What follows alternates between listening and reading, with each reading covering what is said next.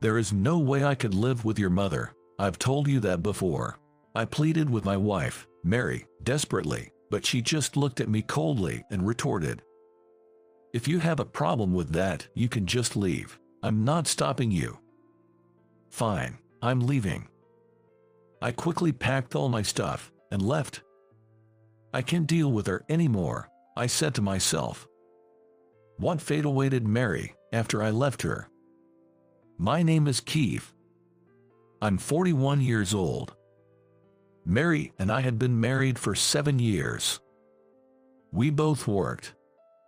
I was raised by my maternal grandparents because my parents died in a car accident when I was little. I was feeling very lonely after losing my parents, so my grandfather, who loved traveling, started taking me to various places. Influenced by my grandfather, traveling became my hobby. I would write articles about my solo travels on my blog, earning a living as a freelance writer. I met Mary on one of my trips. She was drinking with a group of people at a bar one night, and I just happened to be there, drinking on my own. One of the guys she was with and I hit it off immediately, and he introduced me to Mary. She was the center of attention, telling interesting stories and making everyone laugh. Although I was new to the group, she made sure that I was having fun too. She was such a nice person that I couldn't help following her with my eyes. In my mind, Mary, who was working at a brokerage firm, looked perfect in every way, working very hard to meet and beat sales targets. We exchanged contact information, and soon after that, we started dating and eventually got married. I continued writing blog articles, working from home, while Mary worked as a company employee. One day, as I was leisurely drinking my morning coffee, Mary spoke to me. "Keith, I'm going to work. Can you do the laundry today? And can you also make dinner tonight, please?" "Sure." "Oh, could you stop at the supermarket on the way home and buy some canned tomatoes? I'm thinking to make meat pasta for dinner." When I asked her, Mary looked annoyed and said, "I work outside, you know. As you're working from home, shouldn't it be easier for you to find time to do grocery shopping? I have a lot on today, so I don't think I'll have time to go out at all." As soon as I said that, the living room door opened. "Keith, I couldn't help overhearing your conversation, but what on earth are you thinking, asking Mary to run errands for you?" Suddenly appeared was Kim, my mother-in-law, who lived very close from our apartment. "Oh, Kim, why are you here?" I asked with a trembling voice. Then Mary casually said to me, "Oh, by the way, I gave Mom a key to this apartment." "What? Why did you do that without even asking me?" As I tried to question Mary, Kim glared at me and said, "Got a problem with that, and Keith, it's absolutely ridiculous that you are trying to force your wife to do the household chores, especially when she is working full-time. You should be doing everything since you are home all the time." "I agree, Mom. Keith is just being awful, isn't he?" Mary sneered, joining in with her mother. "Always staying home and not earning much. I don't know how you have the nerve to ask for help. What a shameless man." Facing such criticism, all I could do was to bite my bottom lip. "Okay, I'll go." "Good. You should just keep your mouth shut and do as you are told." I looked away from Kim, who was looking smug, and retreated to my study. The cause of my problems was this mother-in-law. Having been widowed, she lived close by. She took great pride in her only daughter, Mary, a graduate of a top university, and still doted on her. Ever since we got married, Kim was constantly making snide remarks about my working from home, but Mary never took my side when I was verbally attacked by her mother. There was something else about Mary that I realized after our marriage. Being invariably showered with praise by her mother, she was vain and ostentatious. Also, there seemed to be no mental boundaries in their toxic mother and daughter relationship. If I dared to complain about her mother, Mary would immediately get upset. I dreaded the thought of her mother visiting us frequently. Just the thought of it made me feel depressed. As expected, Kim began dropping by our apartment more often. She would criticize every housework I did, and, on weekends, She would sit around all day chatting and laughing with her daughter. This went on for a while, and I began to grow increasingly weary. I could never forget the day I visited Kim at her house. It was her birthday on that day. Although I was very reluctant, I felt obliged to go and see her. Mary was working on that day and would meet me at her mother's after work, so I headed there alone. "Happy birthday, Kim." I pulled out a beautifully wrapped box from the paper bag I brought with me. "Here is your present. It's a handmade bag I bought from a store I visited for one of my articles." Before I could finish, Kim clicked her tongue loudly. "What on earth is this? Did you just get this as a freebie or something?" "What? No." I quickly denied it, but she wouldn't listen to me. "I don't want this cheap bag, and I mean it. What were you thinking? I thought you'd like it." Kim began to berate me. "Enough.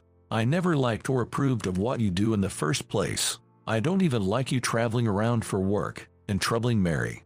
That's just not fair. I take pride in what I do," I retorted angrily, but she still looked down on me. "Pride in your small freelancing gigs. You're living off Mary. Why don't you return this useless thing and give me a gift card instead?" "Okay." I put the gift back in the paper bag, left her house, and headed to the department store. "Can I get her $200 gift card, please?" After buying the gift card, I returned to her house. "Hey, I'm back." As I opened the front door, Mary, who got there soon after I left for the department store, suddenly appeared. "Keith, it's Mom's birthday today. I ordered some fancy takeaway." The dining table was set with the dishes from a famous restaurant. "Oh, I was asked to cook for tonight, so I bought all the ingredients." I was standing there in complete shock when Kim interjected. "What are you talking about? These are obviously better than your cooking. Thanks for these, Mary." All I could do was to give them a disgusted look. Then, reluctantly, I joined them at the table, and we all began to eat. Mary and her mother chatted happily, but I felt left out. When we nearly finished the dinner, Mary suddenly broached a new topic. "Hey Keith, don't you think it's about time we moved?" "Move? You know, that new high-rise apartment nearby. Living somewhere with a great view would really boost my motivation to work harder." "Oh, that sounds wonderful. A new high-rise apartment." Seeing Kim's dreamy expression as she agreed with Mary, I panicked and said, "Isn't our current apartment good enough?" But Mary's expression turned visibly sour at my words. "What's wrong with you? We have enough money to buy that new apartment, so I don't see anything wrong with that." Kim glared at me and said intimidatingly, "As a husband, you should just listen to your wife. She is always right." I was only able to respond with a meek okay. Indeed, moving into a new place might not be a bad idea. I could probably have a bigger study and work more efficiently. And if I made sure not to give Kim a spare key to the new place, things might get better for Mary and myself. I convinced myself of that and agreed to move to the high-rise apartment. While signing all the paperwork, I asked Mary, "Mary, there's something I need you to promise. When we move, can you promise not to give your mother a spare key to the apartment?" "Why? What is your problem?" "Your mother is always meddling in our business, and my patience is wearing thin. If you are planning to give her the key, I'm not signing these." Mary then pondered for a moment, and then put her hand on my shoulder just to reassure me. "I see. If that's what you want, it's all good. I won't give her the key." "Thank you for understanding." Mary seemed really excited about moving into the high-rise apartment. Knowing that Kim wouldn't have the spare key, I felt relieved and continued the moving preparation. A few months later, we finally moved into the long-awaited high-rise apartment. It was in a fantastic location with great views and luxurious interiors. I thought I was finally able to enjoy my life with Mary, until the problem emerged again. "Hey, can I invite Mom over today?" "What, didn't you just invite her yesterday?" Mary started wanting to invite her mother over almost every day, which began to stress me out. As a result, the number of our arguments gradually increased. Can you please stop inviting your mother over every day? Why? You made me promise not to give her a spare key, so that's why I'm asking you if it's okay for her to come over. It's not about that. The next day, I had to leave for an overnight business trip for a meeting. As I was leaving home, Mary didn't say much. I got on the plane, headed to my destination, and stayed there for the night. It was hectic, but I managed to finish my work there. I bought some souvenirs for Mary at the airport and went back home. The moment I opened the front door of our place, I noticed something that wasn't there before. There was an ornamental vase on the display shelf. It was the same vase that used to be in the entrance of Kim's house. Feeling a premonition, I headed to the living room and found it filled with numerous cardboard boxes. What's this all about? As soon as I said that, Kim appeared from the kitchen, smirking. Finally, you're back. You told Mary not to give me a spare key, right? But you won't be able to shut me out of your life so easily. In a panic, I confronted her. Kim, what's going on here? What do you mean? I'm moving in here. Now, you won't have to worry about me getting a spare key anymore. But what about the house you were living in? That was a rental, so I've terminated the lease. I felt dizzy as she spoke triumphantly. Mary must have heard our conversation. She came out of the kitchen to see what was going on and gave me a puzzled look. Oh, honey, you're back. What is this all about? I didn't agree to any of this, Mary answered, scratching her head in annoyance. I don't see any problem with that. We have spare rooms anyway. There is no way I could live with your mother. I've told you that before. I pleaded with her desperately, but she just looked at me coldly and retorted, if you have a problem with that, you can just leave. I'm not stopping you. Are you serious? I'm dead serious. If you don't like it, we'll just have to get a divorce. Yeah, I will live here with Mary, so just find yourself somewhere else to live.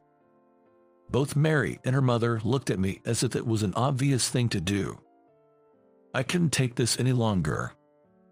I couldn't believe they were trying to kick me out of the apartment. If this was what a family was like, I didn't want one. Grinding my teeth in frustration, I told them in an extremely calm tone. Fine, I'm leaving. Good. Pack your things and leave. I don't know how we're going to survive on your own though. All I could hear while packing my stuff was Kim's loud laughter. Mary avoided making an eye contact with me. Mary, is this really what you want? Then Mary looked at me, smirking, and said, you'll probably be coming back within a few days anyway. You really need to calm down a bit. I left our high-rise apartment without even saying goodbye to them. All right, I'll make an appointment to see a divorce lawyer. I didn't want to see both Mary and her mother ever again. A month later, I was relaxing in my new rental apartment when the intercom started ringing insistently. Hello. Hey, it's me. Open this door right now. The intercom monitor showed my red-faced mother-in-law, and I could barely see Mary, standing behind her. I thought about ignoring them, but decided to let them into my apartment so as not to disturb the neighbors. What can I do for you? When I asked Kim, a troubled look on my face, she snapped. We have received a letter from your lawyer, so we are here to clarify. What does it mean by you have to leave the high-rise apartment? That means exactly what it said. That place has already been sold, so you need to leave. Kim's eyes widened in shock. Sold? But that apartment belonged to Mary, didn't it? You can't just sell something that's not even yours. What are you talking about? That high-rise apartment was in my name in the first place, and I paid for it. What? Kim looked at me, then at Mary, who stood there, pale-faced and shaking. Is that true? I sighed deeply and looked straight at Mary. Mary, didn't you tell her? Mary remained silent, avoiding eye contact with me. I turned to my still confused Kim. Once you called me a gold digger, but I don't think you really know who I am and what I do. I am the founder of a certain travel blog, and occasionally appear in magazines and on TV.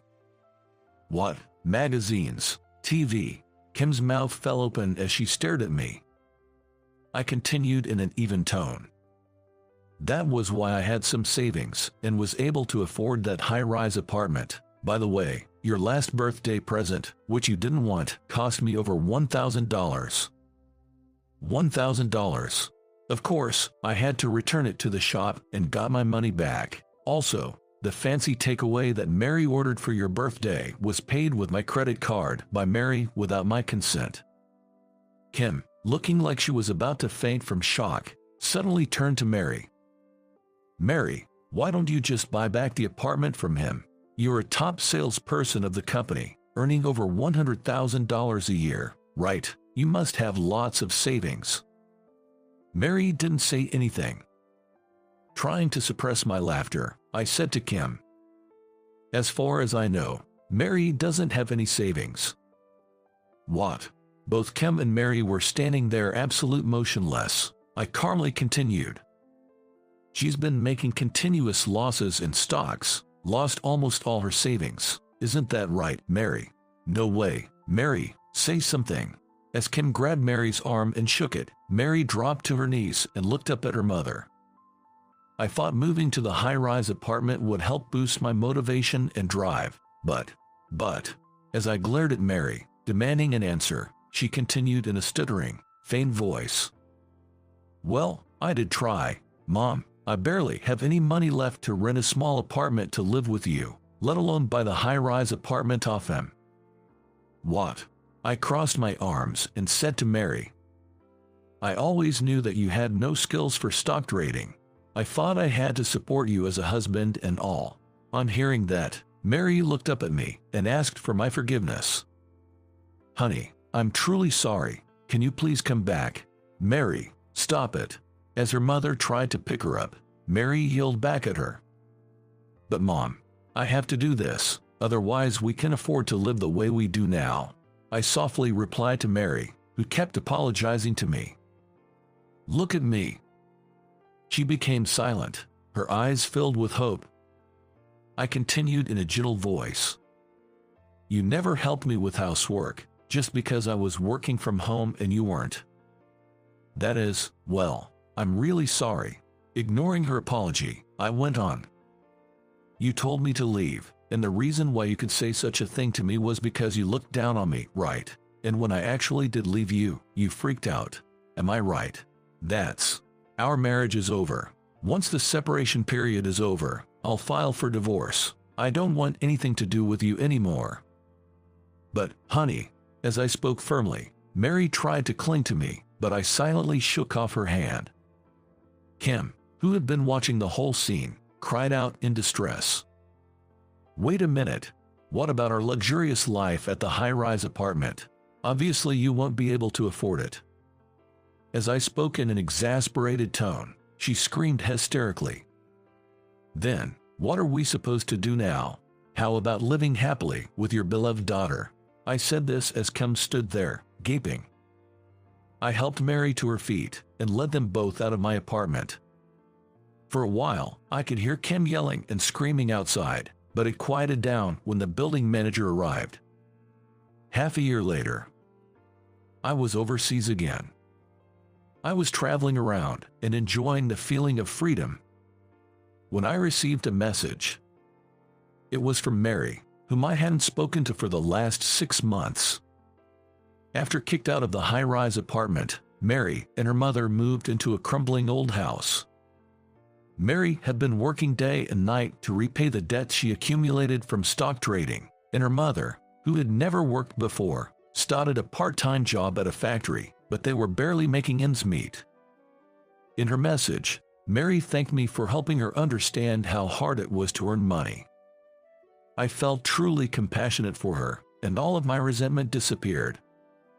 A few days ago, when I returned home for the first time in a while, I went out for a few drinks with Mary.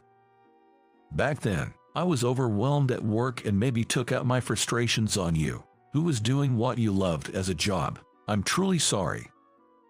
That day, I felt that she really meant it when she apologized to me. That's okay. No hard feelings. I'm actually very happy now that nothing is stopping me from doing what I love." When I said that, Mary smiled sadly. "Are you going overseas again?" "Yeah, I'm leaving next week." At our amicable parting, Mary extended her hand to me. "It is very hard for me at the moment, but I'll try to live my life to the fullest, just like you're doing, Keith. You'll be all right." Then we exchanged a firm handshake. Walking home late at night, I thought to myself that, valuing my work, I wanted to have a happier life and to think with a more positive mindset. All right, everyone's presentations are done. Nick, the manager, said as he tried to move the discussion forward. Excuse me, I haven't. I recently found out something. Nick interrupted me and began to speak. There's apparently someone in this department who didn't graduate high school and is just a part-timer. Meetings should be for employees only. Absolutely right. His lackey, Mike, of course, agreed with Nick. I'm leaving. After leaving the meeting room, I started to shut down my computer. I noticed that an email had arrived, not in my personal inbox, but in the company's shared email. Thinking, there's no point in speaking up, no one will listen, I went home quietly. The next day, I heard a commotion from Nick's desk. He was staring at his computer screen, his face pale. Nick! Is something wrong? Mike looked at the screen with him. And he turned even paler than Nick. Why is he so angry? Knowing the reason for Mike's distress, I thought to myself, serves them right. My name is Adam. My mother passed away when I was in the 9th grade, and I was raised by my father. Well, you could hardly call it being raised. After my mother passed, my father changed. He drowned his sorrows in alcohol, and though he still went to work, he squandered our living expenses on horse racing. Because of that, I had to start working part-time as soon as I entered high school. Every month, I went to the convenience store with bills in hand that couldn't be auto-deducted from my father's account. Even though I endured it because I didn't want to be alone, I reached my limit in my second year of high school and dropped out. I found a live-in job at a distant inn. Thank you for everything. The day I left home, my father, still staring at the TV, spoke. Take care. That was our last conversation. Back then, 18 wasn't the age of majority, so I needed my father's permission to work, and I couldn't hide my place of employment. Yet, my father never visited me even once. I kept working just to survive, and before I knew it, I was 42. Years of hard work paid off, and I was transferred to the headquarters.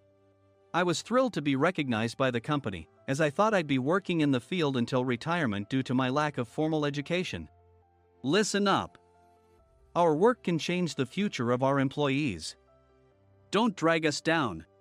On my first day after the transfer, Nick, dressed in an expensive suit, spoke sternly.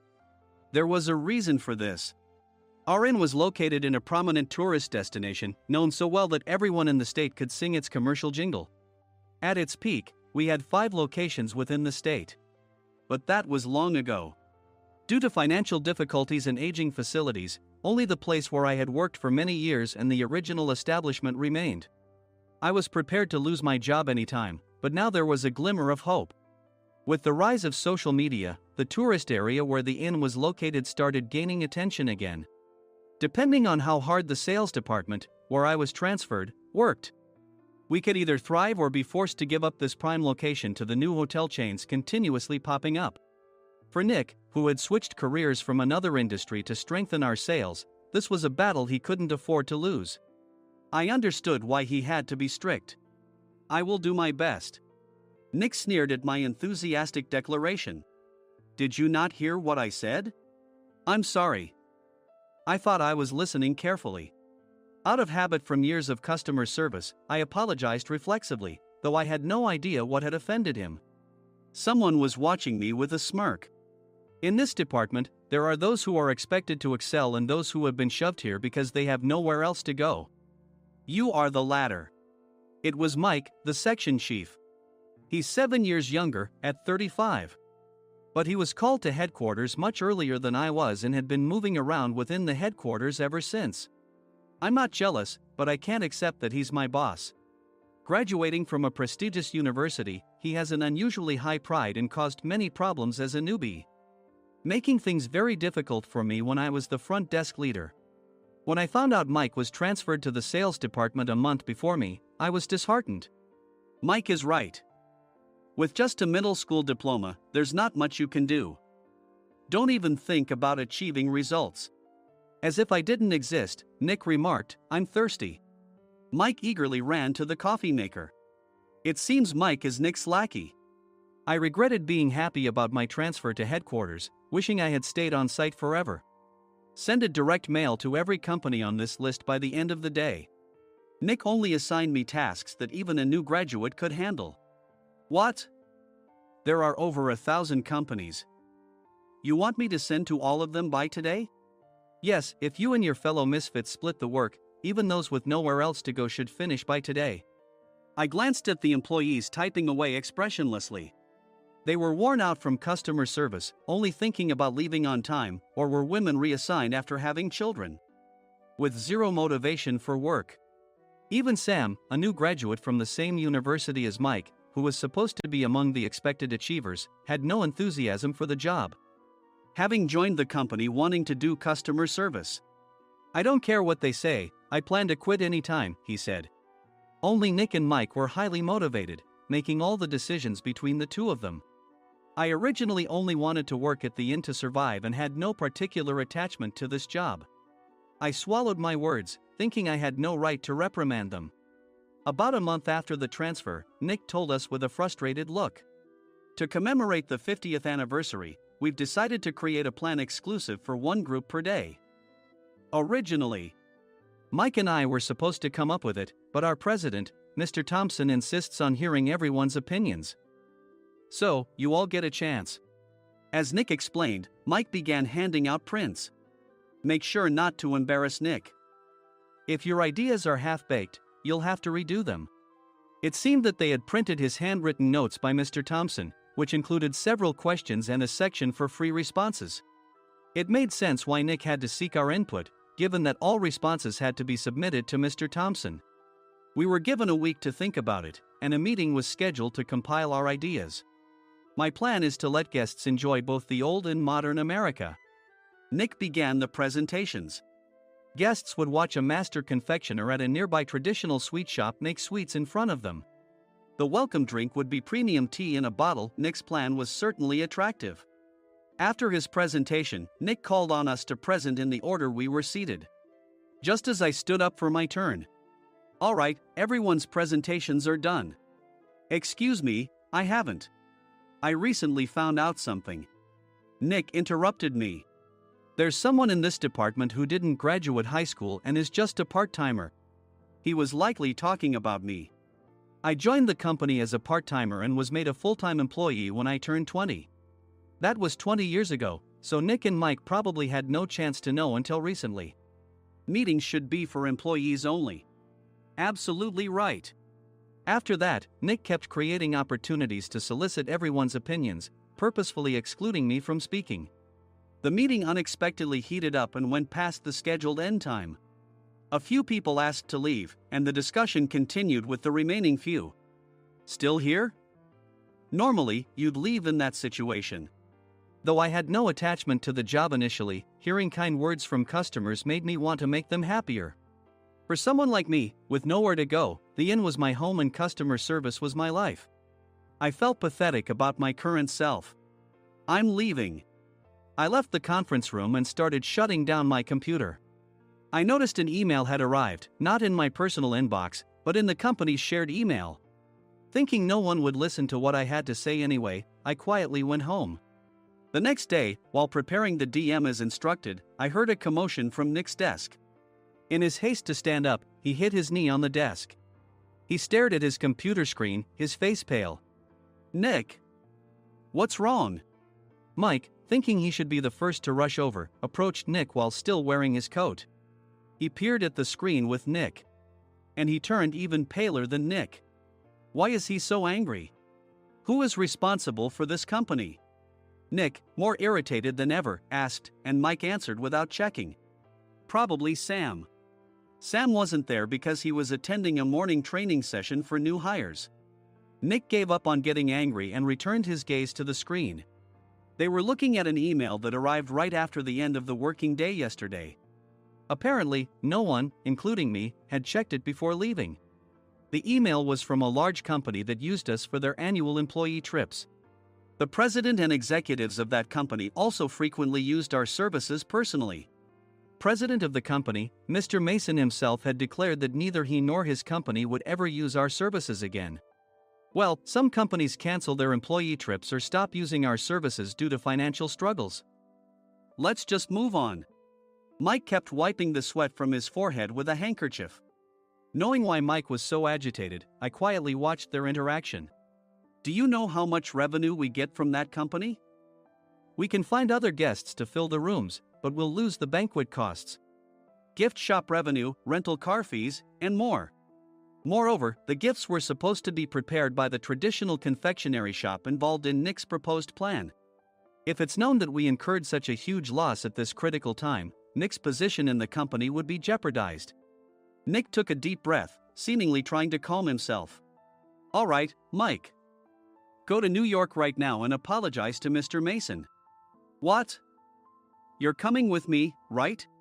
I have urgent work to do. I trust you, which is why I'm entrusting this to you. Please. Mike, believing Nick's sincerity, agreed with a determined look on his face, saying, yes. That's Nick for you. Even if Mike went to apologize, Nick would shift all the blame onto him if the client didn't change their mind. Well, it was Mike's fault to begin with, so it served him right. About 3 hours later, Sam answered a call from somewhere and repeatedly apologized, saying, I'm very sorry. Everyone watched to see what was happening. After ending the call, he informed Nick with a weary tone. When Mike arrived at the client's company, he only made things worse, further infuriating Mr. Mason. He was demanding, get his boss here immediately. It was no wonder Sam was exhausted, dealing with such a call right after returning from training. What is that idiot doing? All right, Adam, you're coming with me. If sacrificing Mike didn't work, then I must be next. Normally, I'd want to refuse at all costs, but I saw an opportunity in this situation. If I can be of assistance, I'd be happy to join you.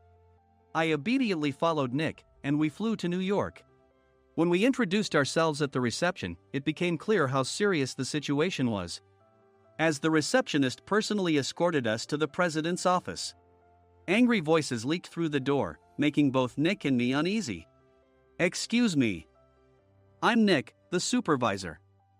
I understand my subordinate has caused you trouble, and I deeply apologize. Nick, with his experience in the corporate world, knew enough to offer an apology before excuses. However, his customer service skills left much to be desired. I sighed as I saw Mike trembling like a small dog in the corner of the room. What kind of training are you giving your subordinates? Mr. Mason glared at Nick with a red face. The intensity of his gaze made even Nick take a step back. Regrettably, I joined this company only 2 years ago and was unaware of Mike's issues. I should have identified his shortcomings sooner. Indeed. I should have realized sooner. No sensible person would come to apologize and then give a lengthy presentation on the drawbacks of not using their in. Nick froze, his mouth slightly open. Suspecting the worst, I picked up the documents that had fallen to the floor. It seemed Mike hastily prepared these documents on the plane, listing the disadvantages. Disadvantage 1: if you change the venue for the company trip, employees might suspect it's for cost-cutting reasons, leading to a negative impression. Reading it aloud half-jokingly, Nick snatched the papers from my hand and checked the contents with a furious expression. Among the stack of documents was a receipt from a nearby convenience store's copy machine. I felt a pang of dread, hoping he hadn't shown the receipt as well. What do you think he said when I asked what kind of nerve he had to do this? I'm very sorry. Faced with the dire situation, Nick must have thought there was nothing left to do but apologize. In a voice smaller than I'd ever heard from him, he uttered words of apology. He said, I'm a Harvard graduate. I don't believe I said anything wrong. Mike! What have you done?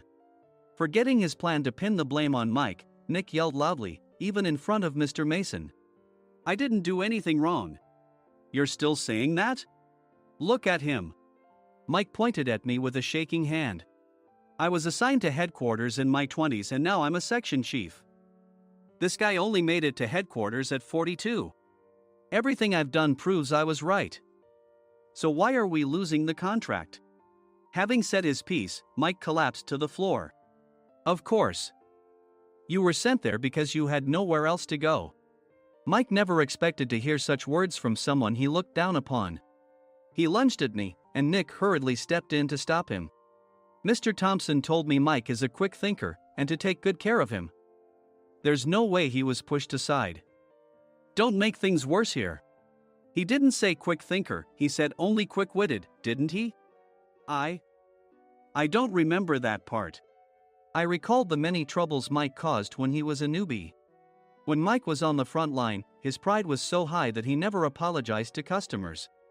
Customer service, especially in our job, doesn't work alone. It brings both good and bad situations. If the front staff or housekeepers made mistakes, or the cleaning company didn't properly clean a room, one had to apologize to the customers regardless of personal fault. Mike, in such situations, would never apologize, insisting he wasn't at fault. This often angered customers, and as the front desk leader, I frequently had to apologize on his behalf. He caused complaints and disrupted operations, which is why he was quickly moved to headquarters. In departments where he didn't interact directly with customers, his quick thinking was beneficial and things went well. But it seemed his flaws were starting to show. Corporate reservations are supposed to be entered into the system by the sales representative. But a quick check yesterday revealed that more than 10 items were missing from the client's reservation. The handover document clearly stated what needed to be prepared. Why didn't you enter it into the system? Why do we have to give them special treatment? Filling rooms near the banquet hall, setting up all the food in advance. Specifying the brand of wine, they're too demanding. No wonder he always angered customers, I thought, feeling a headache coming on. Grouping them in rooms near the banquet hall is for our benefit too. It makes it easier for the staff to set up beds and serve breakfast since everyone's schedule is synchronized. As for the other requests, Mr. Mason suggested them to lighten our load. I didn't know that. Nick finally seemed to realize that Mike was the one who had angered the client. What did you say to them? I just told them we wouldn't give them special treatment anymore. We shouldn't waste effort on things that don't bring in money. I was utterly exasperated at his lack of understanding of customer service. Of course, we shouldn't comply with unreasonable demands. But carrying over successful practices from past stays makes customers feel remembered and enhances their experience. Good memories encourage repeat visits. That's part of our job. I looked down at Mike, who was sitting on the floor. In our job, nothing is a waste. Mr. Thompson likely moved you to the sales department, hoping you'd finally understand this. How do you think he feels now that you failed to meet his expectations? Mike, tears in his eyes, fled the president's office. I was amazed he still hadn't apologized. You have it tough, Adam. It's okay, we're all employees of the same company. I deeply apologize for this disrespectful incident. Especially after all the care you've shown us. If it weren't for you, Adam, I really would have stopped staying here. When I heard you were moving to the sales department, I was willing to reconsider if you handled it. Seeing us talk so amicably, Nick's face contorted. Do you two know each other? Adam's service is excellent. I always requested him specifically. Normally, we don't accept specific staff requests, but we made an exception for Mr. Mason, adjusting my shifts accordingly. He had personally stayed at our hotel just before my transfer, and during casual conversation, I mentioned, I'm moving to the sales department soon. If I hadn't told him then, things could have been much worse. Please continue to take care of us. I look forward to it. On the return flight, Nick awkwardly offered me a can of beer. It's still working hours. Of course, I had no intention of forgiving him for a single beer. Nick might try to pin everything on Mike and avoid any consequences. While pondering this, a startling fact came to light. Nick, the tea bottles for the plan have arrived. I handed Nick a bottle labeled with our inn's name. They look good. What are you talking about? These are plastic bottles. I had assumed we would use the trendy, high-end bottling tea. But what arrived were ordinary plastic bottles of tea with customized labels. The only unique aspect was the label, which had the inn's name, making it look customized. Upon further investigation, I discovered that a substantial amount of money was set to be paid to the tea company. It was priced like bottling tea. Does this plastic bottle really cost $100 each? The tea inside is specially blended for us. The extra cost is for that. Wouldn't it be better to use another tea company? Or is there a specific reason we must use this one? As Nick continued to make excuses, I showed him a printed email. I informed the tea company's president, Mr. Mitchell, that we discovered irregular payments and he confessed. He said you two were high school classmates and planned to split the extra money. That idiot. Why did he confess? That's not important. You should worry about yourself. This could turn into a police matter. Opening the bottle cap, I suggested. How about calming down with this tea? It supposedly has a relaxing effect. Nick drank the tea frantically. In the following days, decisions were made about their fates. Mike was reassigned to the General Affairs Department, with no chance of transfer or promotion, as per Mr. Thompson's orders. As for Nick, since the payment to the tea company hadn't yet been made, he narrowly avoided legal trouble.